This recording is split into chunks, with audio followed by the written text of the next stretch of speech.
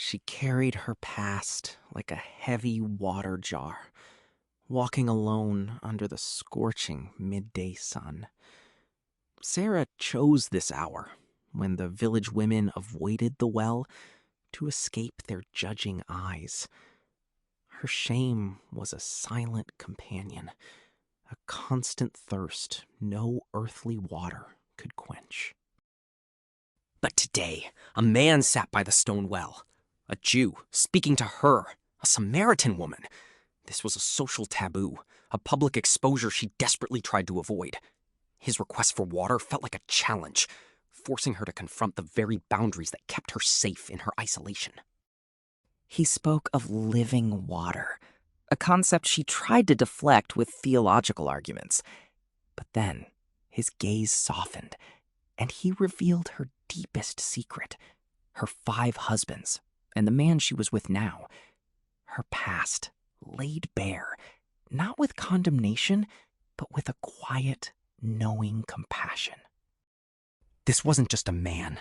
He was seeing her, truly seeing her, beyond the labels and the shame.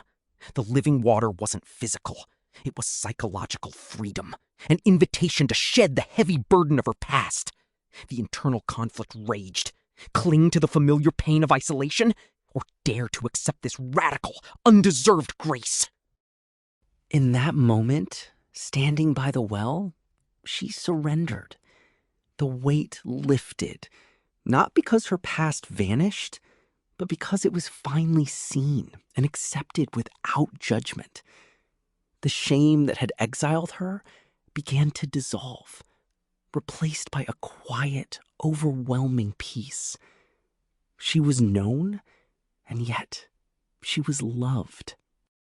She left her heavy water jar by the stone well, a symbol of her old life and her endless, unfulfilling thirst. The sun still beat down, but it felt different now. Less harsh, more like a warm embrace.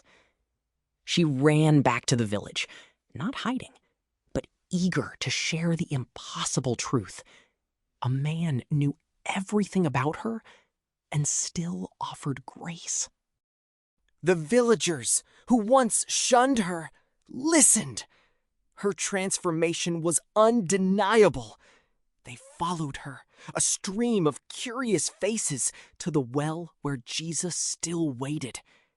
Her exile was ending, not through her own efforts, but through the radical acceptance she had found and now shared. And as they listened to Jesus, many more believed, not just because of Sarah's words, but because they experienced his truth for themselves. Her past, once a source of deep shame, became the very bridge that led her community to the wellspring of unseen grace. Her story wasn't just about her.